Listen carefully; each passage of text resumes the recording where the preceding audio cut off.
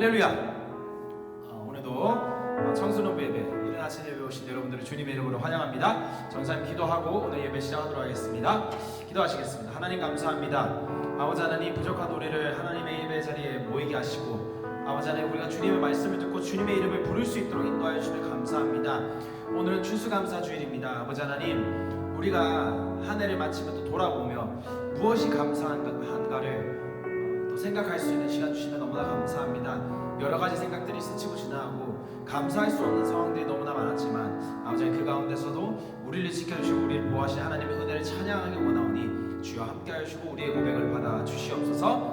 오늘 말씀을 듣고 또 예배를 드립니다. 우리의 예배가 하늘에 상달되는 주님께서 흠양하시는 예배 될 수 있도록 인도하여 주시옵소서. 모든 말씀 살아계신 예수 그리스도의 이름으로 기도드립니다. 아멘. 아멘. 우리 다 힘차게 박수치면서 찬양하도록 하겠습니다.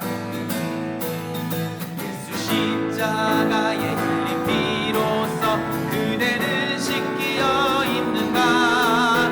더러운 죄 위게 하는 능력을 그대는 참으지 않은가. 예수의 보혈로 그대는 씻기어 있는가. 마음속에 여러 가지 죄악이 깨끗이 씻기어 있는가. 주 예수와 밤낮으로 늘 함께 그대는 행동을 하는가. 아무 때나 어디든지 그대는 십자가 붙들고 있는가. 예수의 보혈로 그대는 씻기어 있는가. 마음속에 여러 가지 죄악이 깨끗이 씻기어 있는가. 주님 예수 다시 올 때 그대는 영접할 예복이 있는가. 그대 몸은 거룩한 곳 성전에 들어갈 준비가 됐는가. 예수의 보혈로 그대는 씻기어 있는가. 마음속에 여러 가지 죄악이 모든 죄에 더러워진 예복을 주 앞에 지금 다 벗어서 샘물같이 솟아나는 보혈로 눈보다 너에게 씻으라. 예수의 보혈로 그대는 씻기어 있는가. 마음속에 여러 가지 죄악이 깨끗이 씻기어 예수의 보혈로 그대는 씻기어 있는가. 마음속에 여러 가지 죄악이 깨끗이 씻기어 있는 주의 약속하신 말씀 위에서 영원토록 주를 찬송하리라. 소리 높여 주께 영광 돌리며 약속 믿고 굳게 서리라. 굳게 서리. 영원하신 말씀 위에 굳게 서리. 굳게 서리. 그 말씀 위에 굳게 서리.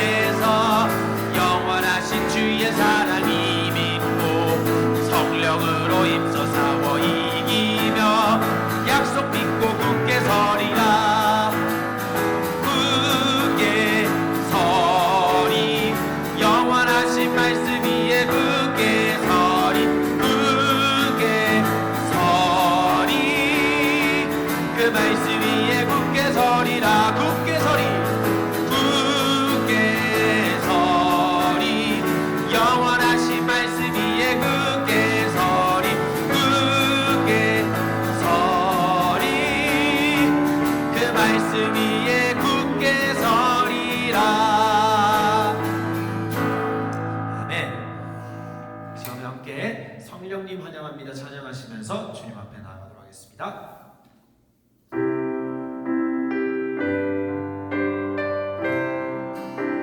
우리 지금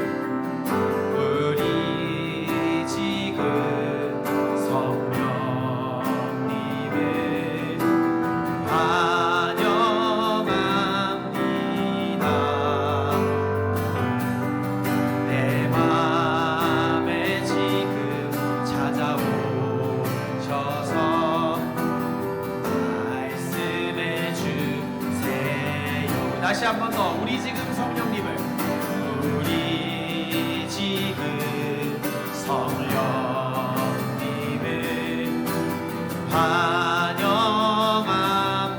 환영합니다. 내 맘에 지금 찾아오셔서 말씀해 주세요. 주의 보혈 덮으사 깨끗하게 하시고 성령님의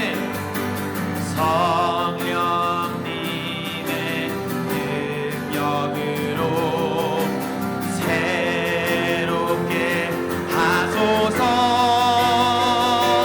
성령님 내 손 잡아주세요. 눈을 들어 하늘을 바라봅니다.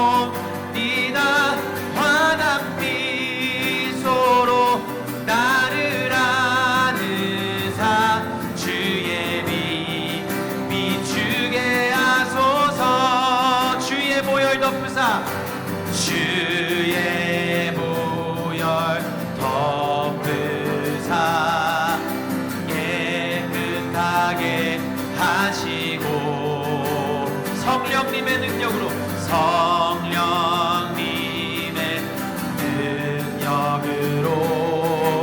새롭게 하소서. 성령님 내 손 잡아주세요. 눈을 들어 하늘을 바라봅니다. 환한 미소로 나를 안으사 주의 빛 비추게 하소서. 성령님 내 손 잡아주세요. 눈을 들어 하늘을 바라봅니다.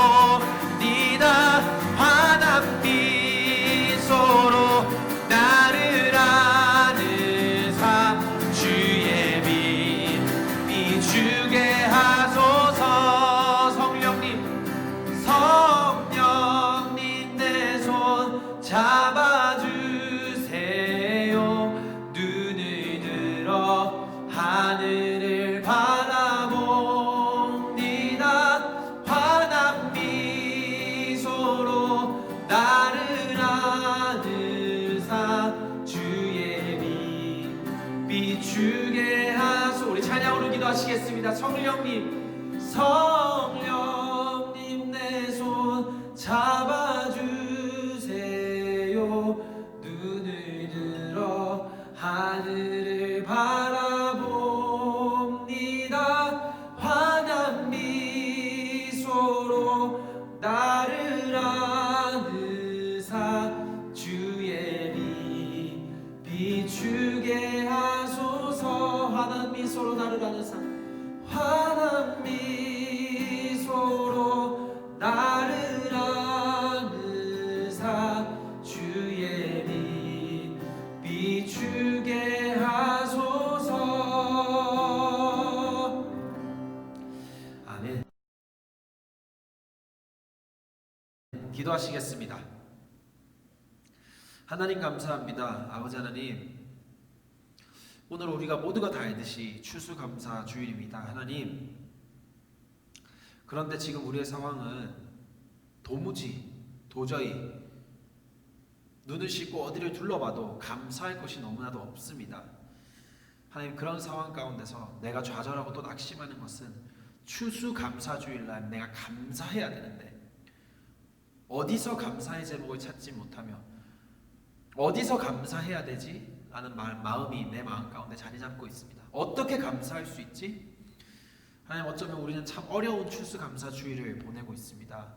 그럼에도 불구하고 오늘 하나님께서 우리를 이 자리 가운데 모이신 것은 감사의 영을 우리에게 심어주셔서 감사의 영으로 말미암아 내게 열매를 주시기 위함임을 우리가 알 수 있도록 주께서 인도하여 주시옵소서. 오늘 우리가 고백했듯이 하나님, 이 모든 일은 내가 눈을 뜨고도 찾아볼 수 없는 감사의 제목들은 성령님께서 내 삶 가운데 내 마음 가운데 임재해 주시면 아버지 하나님, 내가 눈을 씻고 찾지 않아도 어디를 돌아봐도 눈을 감고 있어도 감사의 제목만 보일 것인데 아버지 하나님, 내 마음 가운데 성령님이여 임재하여 주시고 이 시간 가운데 성령님이여 임재하여 주셔서 우리가 감사로 인해서 맺게 되는 열매와 가지게 되는 복들을 하나도 놓치지 않을 수 있도록 주께서 인도하여 주시옵소서. 아버지, 이제 이 말씀을 듣습니다.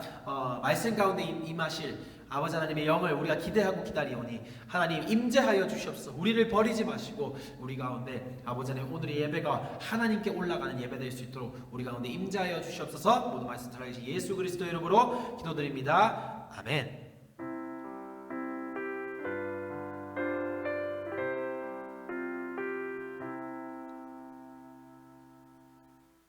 네, 할렐루야. 오늘 하나님께서 우리에게 주신 말씀 열왕기상 19장 4절에서부터 5절까지 말씀입니다. 함께 열왕기상 19장 4절에서부터 5절까지의 말씀 읽도록 하겠습니다. 시작. 자기 자신은 광야로 들어가 하룻길쯤 가서 한 로뎀나무 아래에 앉아서 자기가 죽기를 원하여 이르되 여호와여, 넉넉하오니 지금 내 생명을 거두시옵소서. 나는 내 조상들보다 낫지 못하나이다 하고 로뎀나무 아래에 누워 자더니 천사가 그를 어루만지며 그에게 이르되 일어나서 먹으라 하는지라. 아멘. 할렐루야. 네, 오늘 여러분들 추수감사주일입니다. 추수감사주일날 우리가 같이 말씀을 좀 나눴으면 좋겠는데요. 추수감사주일의 본문치고는 굉장히 어둡습니다. 자, 열왕기상 19장은 다른 열왕기상의 어떤 17장, 18장 어떤 그런 내용보다 굉장히 좀 다른 부분이 있습니다. 이제 17장, 18장에 비해서 다른 부분이 뭐냐면 똑같이 공통점은 엘리야의 사역에 대해서 다루고 있는 장이에요. 근데 17장, 18장과는 다르게 19장은 그 능력 있던 엘리야의 나약하고 낙심하고 좌절되고 쓰러져 가지고 완전히 녹초가 되고 모든 걸 다 포기해버린 엘리야의 모습이 19장에 나오죠. 그래서 19장은 정말 이상하고 이거 잘못 들어간 거 아닐까? 이게 잘못 기록된 게 아닐까 싶을 정도로 굉장히 이질적인 장입니다. 제가 아까도 얘기했지만 17장, 18장의 엘리야는 굉장히 능력 있는, 물론 그 전부터도 굉장히 능력이 있었지만 바로 19장 바로 전장인 18장이나 이런 데를 보면 18장 같은 경우도 엘리야가 바알 선지자들 수백 명을과 어떤 능력 겨루기라 그러죠. 우리가 쉽게 표현해서. 그래서 능력 겨루기를 통해서 바알이 거짓이고 바알 선지자들을 다 죽여버리는 엄청난 대승리를 거두는, 영적 대승리를 거두는 장이 18장에 바로 전장에 있어요. 근데 이게 절대 무너질 것 같지 않은 이 엘리야의 행보, 그러니까 담대하죠. 너무 당당하고 이 빈틈이 없어 보이는 이 엘리야의 이 투정, 무너짐을 정말 적나라하게 기술한 장이 19장입니다. 여러분들, 오늘 우리가 추수감사절 주일날 맞춰서 이 본문을 읽는데 왜 우리가 이 본문을 읽는지 오늘 말씀을 나누면서 한번 보도록 하겠습니다. 먼저 한번 볼까요? 19장 1절에 보니까 어떤 상황이 나오죠? 이 18장, 그러니까 19장 바로 전장인 18장의 상황이 지금 어떠한지, 바로 직전의 상황이 어떠한지가 나오는데, 아합이 엘리야가 행한 모든 일과 그가 어떻게 모든 선지자들을 칼로 죽였는지를 이세벨에게 말하니. 아합이 누구고 이세벨이 누굽니까? 아합은 북이스라엘의 현재 왕이고 이세벨은 그의 아내죠. 근데 엘리야가 바알 선지자들과의 능력 대결에서 승리를 거두고 그들을 다 칼로 죽입니다. 칼로 죽이고 나서 그 일이 아합에게 보고가 들어가죠. 그리고 아합이 그것을 자기 아내인 이세벨 여왕에게 얘기를 합니다. 그랬더니 이세벨이 어떻게 했나요? 2절에 보니까 이세벨의 사신을 엘리야에게 보내어 이르되 내가 너를 죽이겠다, 이 말을 하는 거예요. 내가 내일 이맘때에는 반드시 네 생명을 죽이겠다, 이렇게 얘기를 하는 거예요. 이 선지자들처럼 내가 너를 갈갈이 찢어버릴 거야, 이 얘기를 사신을 보내어서 엘리야에게 전달합니다. 자, 엘리사의 이세벨의 결단, 이것을 들은 엘리야의 원래 엘리야의 모습은 이래야 돼요. 뭐 콧방귀도 안 끼겠죠. 실은 뭐 어쩔 거임 뭐 이런 식의 걸 우리는 상상해야 되는데, 엘리야가 굉장히 이상 반응을 보입니다. 어떻게 됩니까? 3절에 보니까 자기의 모든 것을 포기하고 떠납니다. 그걸 어디서 볼 수 있나요?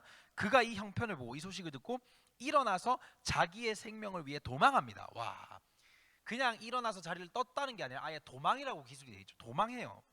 그리고 유다에 속한 브에세바에 이르러 자기의 사환을 그곳에 머물게 하고, 이게 무슨 말입니까? 엘리야도 그랬듯이 자기의 제자가 있었어요. 자기를 따르는 제자들이 있었는데, 그 제자들을 브에세바, 그러니까 유다의 최남단입니다. 최남단에 자기의 종을 두고 자기는 하루 정도를 더 걸어갑니다. 무슨 말입니까?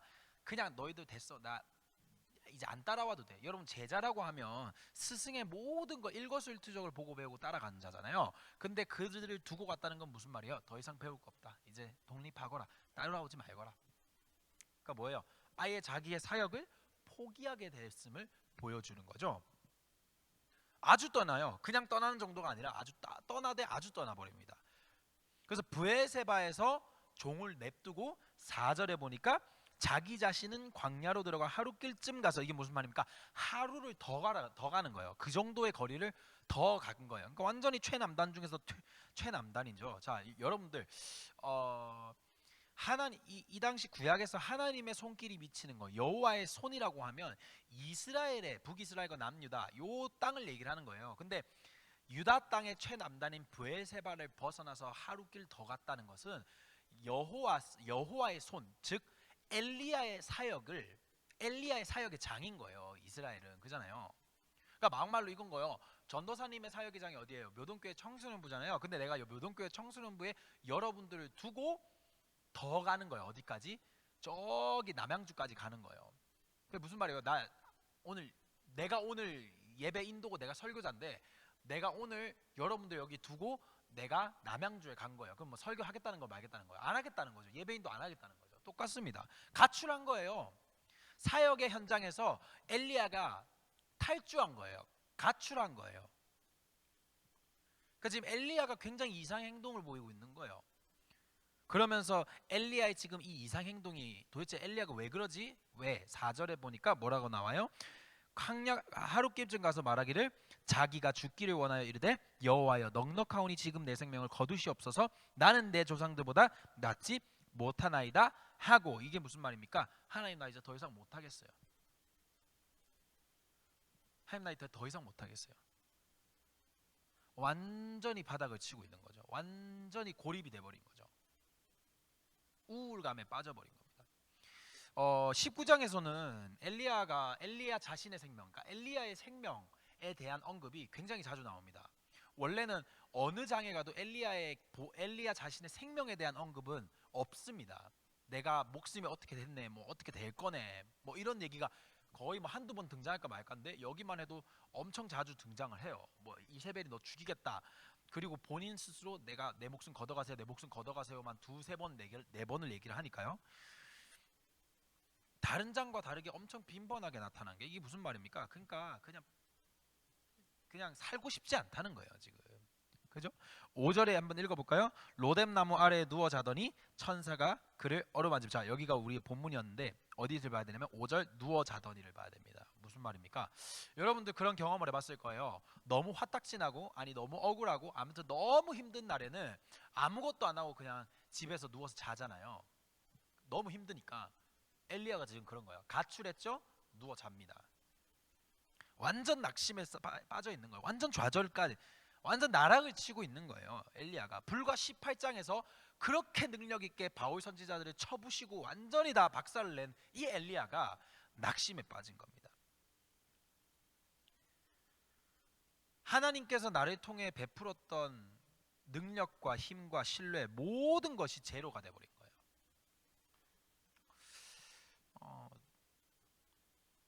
어쩌면 낙심과 좌절이 힘과 능력을 대신해서 백천만을 지금 채우고 있는 상황이 된 거죠.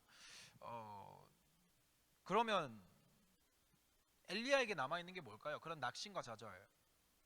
이거는 부정적인 거죠. 그 긍정적인 건 뭐가 있을까라고 했을 때는 뭐 어디 뭐 찾아보기가 힘들어요. 하지만 딱 찾아볼 수 있는 거에 10절과 14절에 똑같은 말을 합니다. 근데 뭐라 그럽니까? 10절에 보니까 그가 대답하되 내가 만군의 여호와 하나님께 열심히 유별하오니라고 나오죠. 이게 무슨 말입니까? 이게 무슨 말입니까? 내가 이전에 행했던 일들, 및 본인의 부르심에 대한 믿음의 정도, 그거에 대한 확신 외에는 남아있는 게, 긍정적으로 남아있는 게 단 한 개도 없는 거예요. 내가 이전에 하나님을 향해서 이렇게 열심히 했잖아요. 그러니까 이전에 자기의 행했던 일들과 자기의 부르심에 대한 믿음의 정도, 그 정도만 얘기하는 거예요. 내가 이렇게 열심히 그래도 교회 생활 했었잖아요, 하나님. 내가 이렇게 찬양도 했었고요. 내가 하나님 말씀에 다 순종했잖아요. 그거 외에는 지금 현재 본인에게 남아있는 힘과 능력은 없는 거예요. 난 여기까지입니다. 난 여기까지. 여기까지만 보고 우리가 좀 얘기를 했으면 좋겠습니다. 여러분들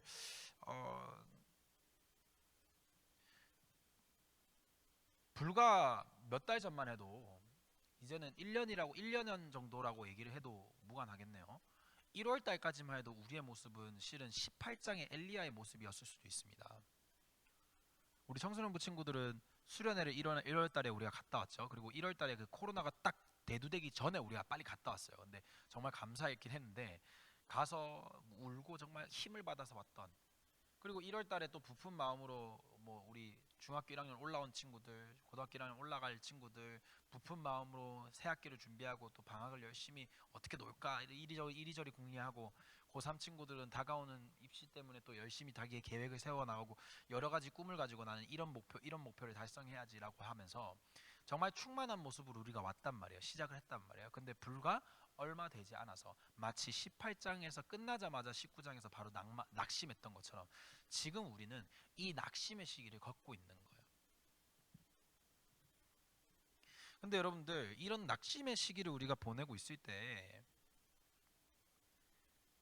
설상가상으로 지금 추수감사주일이라고 해서 우리 보고 감사하래요. 감사가 된다 안 된다? 안 되죠. 전사님이 지금도 잘 이해가 안 가는 것들이 있어요. 뭐 문자적으로 이해를 못한다는 뜻이 아니라 사람들 미친 사람들 아닌가 싶을 정도로 이해가 안 가는 부분들이 뭐냐면, 시편의 다윗이 여러 가지 시를 쓰면서 자신의 어려움에 대해서 1절부터 쫙 나열을 합니다. 그러다가 마지막 절에 딱 뭐라 그래요? 내가 여호와의 이름을 찬양하리다. 내가 여호와께 감사하리다. 뭐 주께서 하셨네. 뭐 주께서 나에게 내 말을 듣지도 않으시고 낮에도 밤에도 낮에도 부르지도 않아 주께서 날 멀리하시고 안 계신 것 같으며, 이런 얘기를 하다가 맨 마지막 절에 내가 여호와의 이름으로 감사하리다. 찬양하리다. 주의 여호와시여 주님은 인자하십니다. 주의 이름에 인자합니다. 막 이런 고백을 하는 거예요. 근데 솔직히 말하면 이해 안 가요. 이해가 안 가는 게 입에 발린 소린 같고, 그냥 어디서 하도 배워서 습관처럼 나오면 버튼 누르면 띵 나오는 것처럼, 테디베어 가슴 딱 누르면 무슨 얘기 나와요? I love you 이렇게 나오던 것처럼 툭 누르면 감사해야지라고 얘기하는 그런 거밖에 안 느껴지는. 근데 진짜 성경에 꽤 그런 인물들이 많아요. 이해가 안 가는 거예요. 이 사람들은 도대체 어떻게 감사를 하는 거야? 이 사람들은 왜 이러는 거야? 괜히 우리들만 시험 드는 거예요. 이 사람은 이렇게 어려울 때 이렇게 했는데 왜 너는 못해라는 어떤 정죄거리로밖에 안 되는 거예요. 왜 그럴까? 이 사람들은 어떻게 감사했을까? 여러분들, 오늘 이 본문을 보면서 우리는 한 번쯤은 생각해 봐야 됩니다. 무엇을요? 내가 생각하는 감사가 하나님이 말씀하시는 감사하라는 거와 핀트가 안 맞는 게 아닐까? 소위 말해서 내가 이해한 감사와 하나님께서 우리에게 말씀하신 감사가 다른 게 아닐까? 우리가 생각하는 감사는 뭘까요? 감사의 이유 뭘까요? 내게 도움을 주고 내게 호의를 베푸는데 나의 중심적이 되죠. 내가 원하는 거. 아우 감사합니다. 그죠? 근데 하나님의 감사는 조금 다릅니다. 하나님께서 우리에게 요구하시는 감사는 야 너 감사해. 그래서 우리는 막 짜내요. 제가 어렸을 때 전광 목사님이 하셨던 평생 감사라는 그걸 저희 가족들끼리 했었는데, 나중에는 하다 너무 한 게 없으니까 이게 반복이 되면 또 너무 엄마 아빠 보기에 좀 그러니까 어떻게든 새로운 감사를 하려고 그러면 하기가 힘든 거예요. 그러니까 짜내도 안 나오잖아요. 근데 오늘 여러분들 이 말씀을 들으면서 짜낼 수도 없는 상황이 있을 수 있어요. 지금 우리가 그렇잖아요. 짜낼 수도 없는 고통 가운데 어떻게 감사를 짜내요? 짜낼 감사가 없다니까? 그럼 우리 추수감사주의는 망한 건가요? 그러면 여러분들에게 감사는 없는 건가요? 그냥 하나님께서 말씀하신 추수감사 그냥 여느 때보다 그냥 무의미하게 넘어가면 되는 건가요? 아니, 그렇지 않습니다.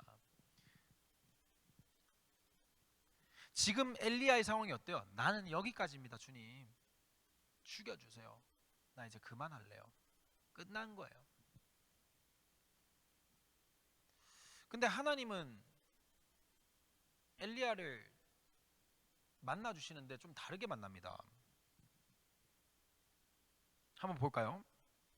오늘 본문인데 4절에 보니까 로뎀나무 아래 앉아서 자기를 죽여달라고 할 때 하나님께서 그를 천사를 보내어서 그를 어루만지면서 얘기합니다. 일어나서 먹어라. 그러면서 뭘 줍니까? 6절에 보니까 숯불에 구운 떡과 한 병 물을 줍니다. 그리고 그걸 먹습니다. 조금 먹다 말아요. 누워요. 그랬더니 7절에 다시 여호와의 천사가 나타나서 어루만지면 야, 다 먹어. 이거 먹어야지 네가 갈 길을 다 갈 수 있어. 이렇게 해서 엘리야가 다 먹습니다. 근데 그 갈 길이 어느 정도의 길이었을까요? 8절에 보니까 그 떡과 한 병 물을 먹고 그 음식물의 힘을 의지하여 40주 40일 40일 밤낮으로 걸어갈 그 길을 걸어갑니다. 딱 한 끼 먹고 그 음식물에 힘입어서. 그러니까 여러분들 진짜 신기한 거예요.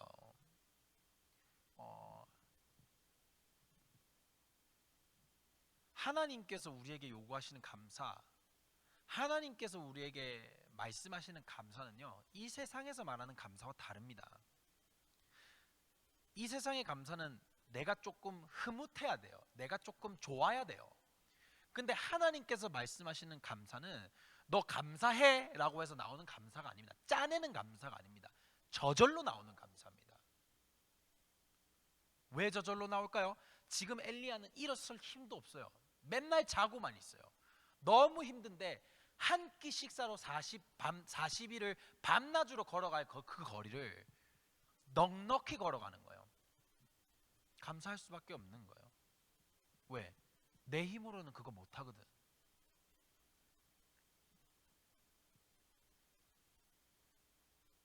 그렇게 해서 시내산 호렙산에 이릅니다. 그리고 거기서 하나님 앞에 부르짖죠. 뭐라 그럽니까? 10절에 보니까 그가 대답하되 내가 만군의 여호와 하나님께 열심히 유별하오니 이는 이스라엘 자손이 주의 언약을 버리고 주의 제단을 헐며 칼로 주의 선지자들을 죽였음이오며 오직 나만 남았거늘 그들이 내 생명을 찾아 뺏으려 하나이다. 이거를 정확히 14절에 또 한마디 더 합니다. 근데 11절에 하나님께서 호렙산으로 오라 그래서 하나님께서 그의 말을 듣고 하나님께서 이런 말씀하시죠. 너는 나가서 여호와 앞에서 산에 서라 라고 하시면서 내가 네 앞에 지나갈 거야 그렇게 얘기를 합니다. 그때 11절에 보니까 여호와 앞에 크고 강한 바람 산을 가르고 바위를 부수니 바람이 임함이죠. 근데 그 뒤에 뭐라 그럽니까? 여호와께서 계시지 아니하다 이렇게 얘기합니다. 바람 후에 또 뭐가 있다? 지진이 있으니 지진 가운데서 여호와께서 계시지 아니하더라. 12절에 지진 후에 뭐가 있대요? 불이 있는데 그 불 가운데서 여호와께서 계시지 아니하더라. 이게 누구의 시각입니까? 엘리야의 시각에서 여호와가 계시지 않더란 말이지. 근데 불 후에 뭐가 있어요? 세미한 소리가 있으니라.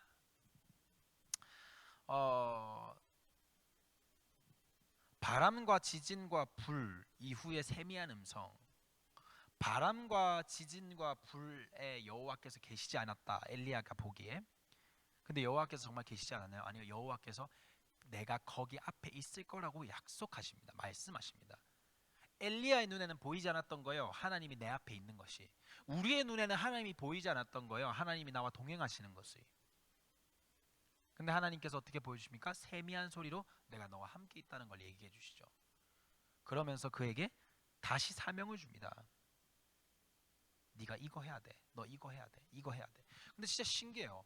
너 이거 해야 돼. 심부름을 막 시키는데 우리 심부름 막 이렇게 누가 시키면 짜증나잖아요. 돈 주지 않는 이상은. 근데 하나님이 돈도 안 주는데 막 심부름을 시켜요. 이렇게 해서 기름 붓고 쟤한테는 뭐 하고 네 종으로 사고 뭐 얼마 이렇게 얘기를 해요. 근데 엘리야가 언제 그랬냐는 듯이 일어나서 툴툴 털고 그 일을 행합니다.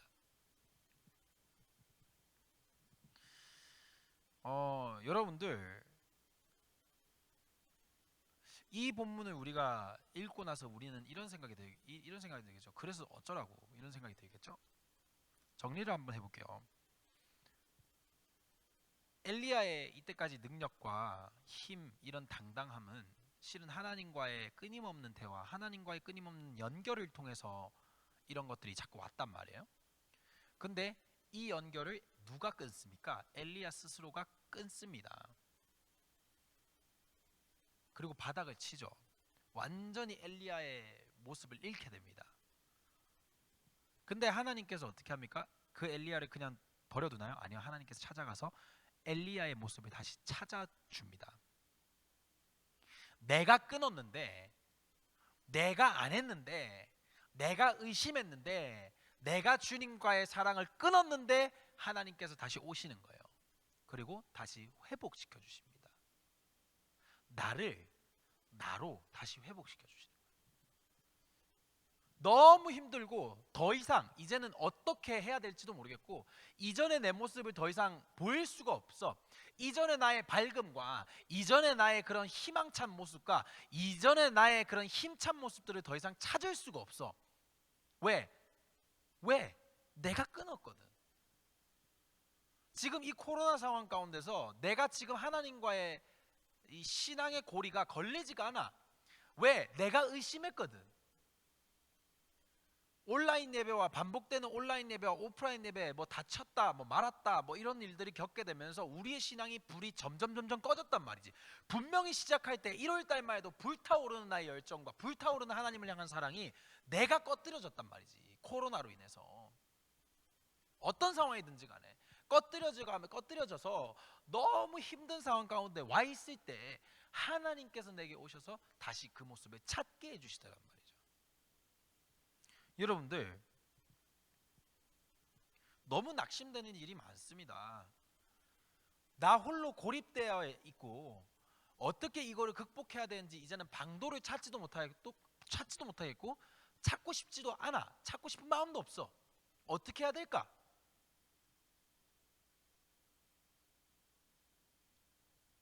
내 힘으로는 할 수 없습니다. 내 힘으로 할 수 없고 누가 와도 할 수 없어요. 누가 나한테 힘내라고 하는 말도 짜증이 나. 여기서 힘내라고 어떻게? 근데 하나님이 40일을 걸어갈 수 있는 힘을, 능력을 다시 주시고 내가 끊었는데 다시 맺어주시면서 다시 나를 회복시키고 다시 나를 부르시고 다시 나를 그 자리 가운데, 나라는 자리 가운데 다시 올려놓죠. 여러분들, 그 이후에 엘리야는 넉넉히 승리하며 살아갑니다. 우리도 마찬가지인 거예요. 오늘 추수감사주일이라 했잖아요. 여러분들, 우리의 감사의 이유가 먹고 마시는데, 내가 먹을 게 없는데, 내가 마실 게 부족한데 뭘 감사를 해? 내 성적이 안 올랐는데, 내가 좋은 데 취직하지 못했는데, 내가 이렇게 됐는데, 내 이제 재수하려고 했었는데 삼수해야 될 판인데 뭘 감사를 해? 그래서 우리는 이렇게 하나님과의 고리를 자꾸 끊어놓는단 말이죠. 또 끊고 또 끊고 또 끊는단 말이죠. 근데 네가 끊었는데 그래서 평안이 찾아와? 아니, 더 낙심하게 되고 더 좌절하게 되고 이제는 그 굴레에서 벗어날 수 없는 삶을 지금 내가 살아가고 있을 때 어찌 해야 될 바, 어떻게 해야 될지 모르는 상황 가운데 있는데, 그런 나에게 하나님께서 다시 찾아오셔서 다시 고리를 이어주기 시작하고 다시 나에게 희망과 삶의 이유를 맺어주기 시작하시는데, 이거는 일로 말할 수가 없는 거예요.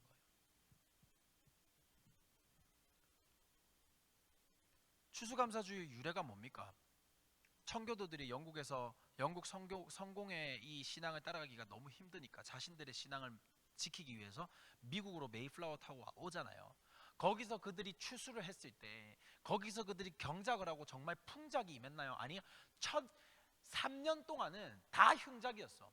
기후도 안 맞지, 전염병도 돌지, 원주민으로부터 위협도 있지, 별의별 일들이 다 일어나는데 어떻게 감사할 거야? 먹고 마시는데 감사의 이유를 둔다면 청교도들은 여기서 추수감사하고 나발이고 이런 거 할 제정신이 아닌 거예요. 이거는 완전히 정신이 나가 있는 상태에서 어떻게 추수에 감사를 하며 감사의 제목들을 주님께 올려드릴 수 있어요? 아니, 그게 아니라 내가 감사하는 것은, 여러분들 얼마 안 되는 땅에 옥수수 조금 길러가지고 그때 처음 경작해서 그나마 경작한 것도 다 썩어가지고 먹어야 될 사람들의 숫자와 경작한 숫자는 맞지도 않아. 턱없이 부족해. 근데 거기서 어떻게 감사해?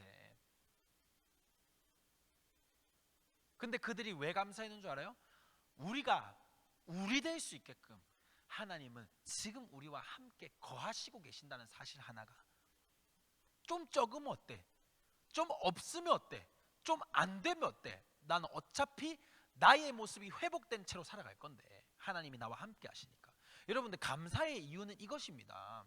내가 먹고 마시는 것, 세상의 기준을 두고 감사한다는 것은 결국에는 그거는 우리가 말하는 추수감사가 아니에요.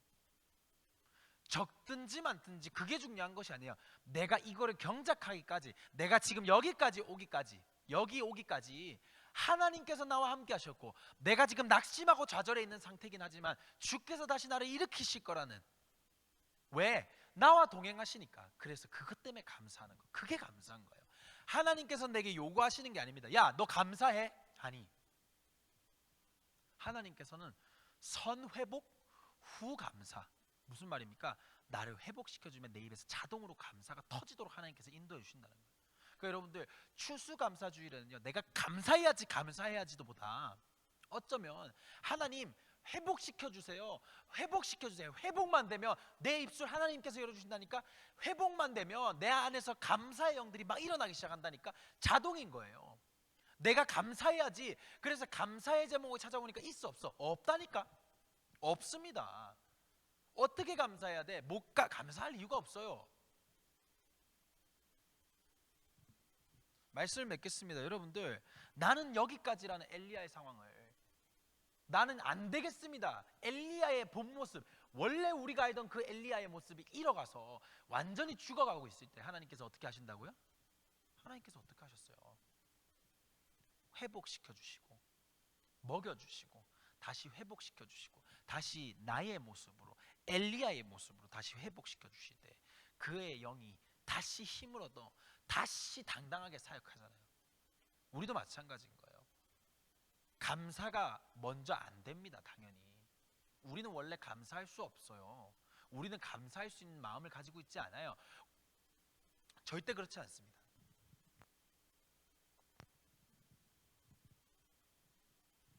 하나님께서 오늘 이 자리에 있는 저와 여러분들을 마음을 어루만져주고 다시 회복시켜줄 때, 하나님, 나부터 회복시켜주세요, 나 좀 회복시켜주세요, 내가 부르짖고 주님 앞에 기도할 때, 내가 주님 앞에 도움의 손길을 구할 때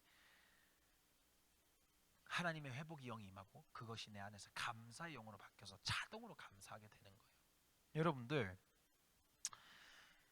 몇백 년 전에 청교도들이 자신의 신앙을 지키기 위해서 미국으로 건너왔을 때 그들에게 중요한 것은 먹고 마시는 게 아니었어요. 하나님이 그래서 나와 지금 함께 하시는지, 그래서 회복시켜 주시는 하나님이 내 안에서 역사하시는지, 그들의 감사의 기준은 칠면조에 있지 않았어요. 그들의 감사의 기준은 옥수수의 크기와 옥수수의 양에 있지 않았어요. 그들의 감사의 기준은, 그래서 회복시키는 하나님은 나와 함께 하고 계시는가. 여러분들, 추수감사주일이라고 우리가 명해서 지키고 있지만 이번 한 해 여러분들은 회복시켜 주시는 하나님이 여러분들을 회복시켜 주고 계십니까? 회복시켜 주고 있다면 그거에 감사하는 영은 자동으로 터질 겁니다. 근데 회복시켜 주는 역사가 아직 내게 없다면 하나님 앞에 기도하세요. 하나님, 나 좀 회복시켜 달라고. 그러면 감사의 영은 반드시 터질 겁니다. 여러분들, 저와 여러분들 모두가 함께 정말 어려운 시기를 보내고 있습니다. 근데 그것 때문에 낙심하거나 좌절할 수 있어요. 하지만 중요한 것은 하나님으로부터 내가 손을 뻗는 것을 게을리하지 않는 저와 여러분들이길 바랍니다. 감사하세요가 돼야 되는데 오늘은 여러분들 감사하세요가 아닙니다. 하나님 앞에 회복시켜 달라고 기도하는 순간 감사의 영은 자동으로 임할 것입니다. 기도하겠습니다. 하나님, 감사합니다. 아버지 하나님, 엘리야처럼 너무나 힘든 시기를 보내고 있는 우리에게 하나님 감사의 영을 허락하여 주시옵소서. 그러기 위해서 나를 회복시켜 주셔야 됩니다. 나를 다시 나의 모습으로 돌려주셔야 됩니다. 함께하여 주시옵소서. 코로나 시기에 너무나 힘든 시기를 보내고 있지만 하나님, 그럼에도 불구하고 하나님과 함께하고자 이 자리에 모여있는 우리에게 회복의 역사를 일으켜 주실 때 감사의 역사가 다시 바뀌어져서 감사하며 더 감사할 수 있는, 영광 돌릴 수 있는 우리 모두가 될 수 있도록 주께서 인도하여 주시옵소서. 모든 말씀 살아계신 예수 그리스도 이름으로 기도드립니다. 아멘.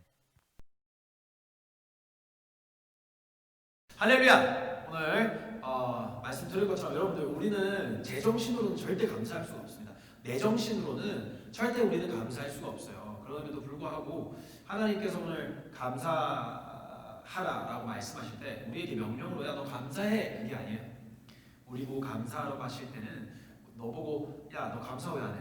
넌 죽어, 이런 게 아니라 우리에게 감사의 영을 부어주시겠다는 거예요. 여러분들, 성경에는요 감사할 수 없는 상황에 감사하는 사람들이 너무나 많습니다. 근데 어떻게 제정신으로 이렇게 할 수 있었을까요? 하나님께서 감사하도록 이끌어 가세요. 그래서 우리가 하나님 앞에 고백해야 될 것은 그겁니다. 하나님, 내가 감사할게요가 아니라 하나님, 감사할 수 있도록 내 마음을 좀 움직여 주세요. 여러분, 감사만 하면 우리 삶의 열매는 자동으로 맺힙니다. 근데 감사할 수 없잖아요. 그럼 무슨 말이에요? 열매도 자동으로 맺힐 수 있는 것들을 못 맺는다는 거예요. 그럼 우리는 포기해야 되나요? 아니요. 하나님 앞에 우리가 고백해야 될 것, 오늘 우리가 찬양할 것이죠. 우리는 죄인이, 우리는 감사할 수 없으나 하나님 내 입술을 열어달라고 우리 하나님 앞에 함께 고백하면서 오늘 결단하며 나아가길 간절히 소망합니다.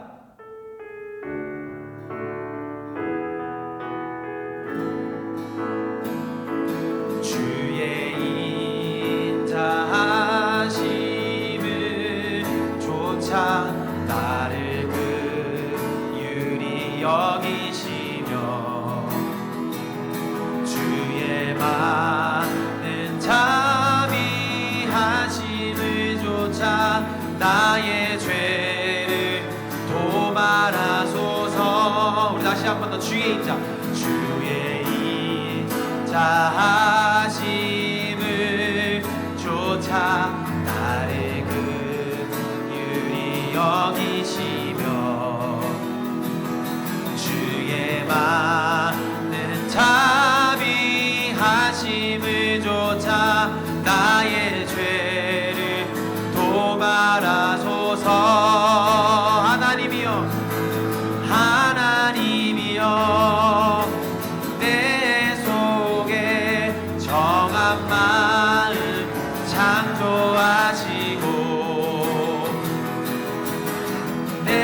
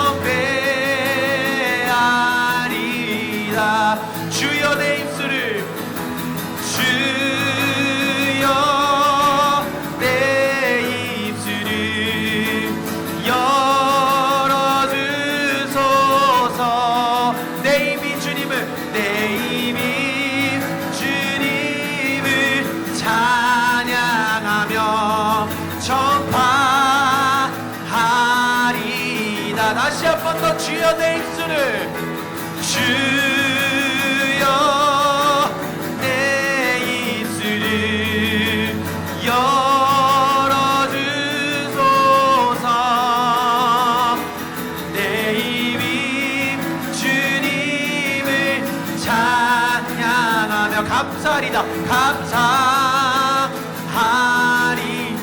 내 영이 주님을 송축하며 내 영이 주님을 송축하. 감사하리다. 감사하리다. 내 영이 주님을 송축하며 감사하리다. 감사하리다.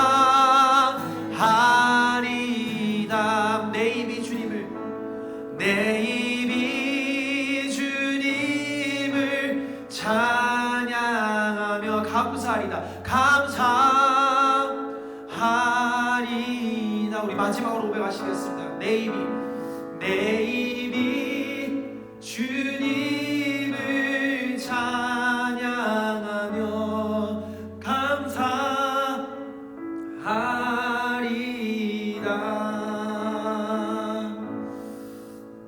아멘. 기도하시겠습니다. 하나님 감사합니다.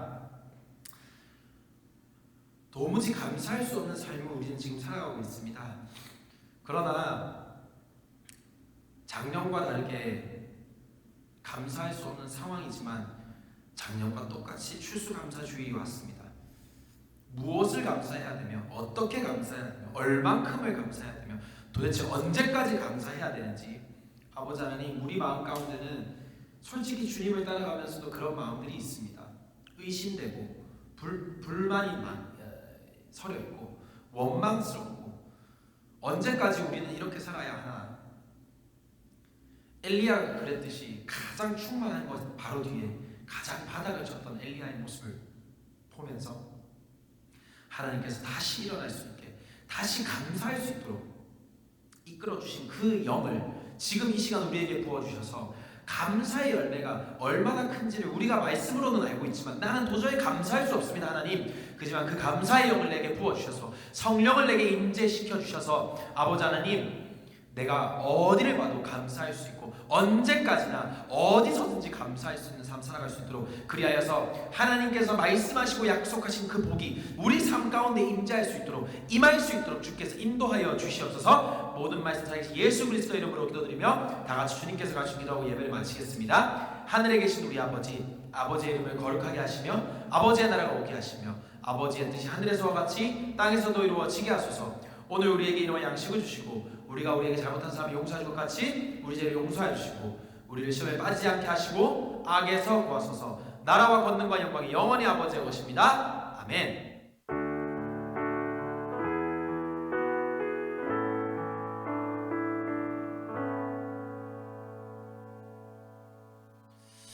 아멘. 모든 영광 하나님께 돌리도록 하겠습니다. 아멘.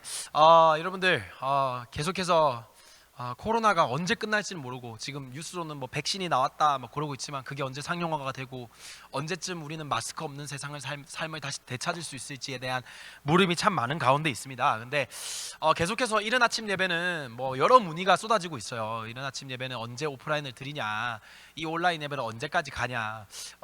참 여러분들이 궁금하신 게 너무 많아서 문의하시는 분도 많이 계신데, 온라인 예배가 언제까지 진행되냐라고 했을 때는 거기에 대한 확답을 드리기는 솔직히 좀 어렵습니다. 상황이 계속 이래저래 바뀌고 있고.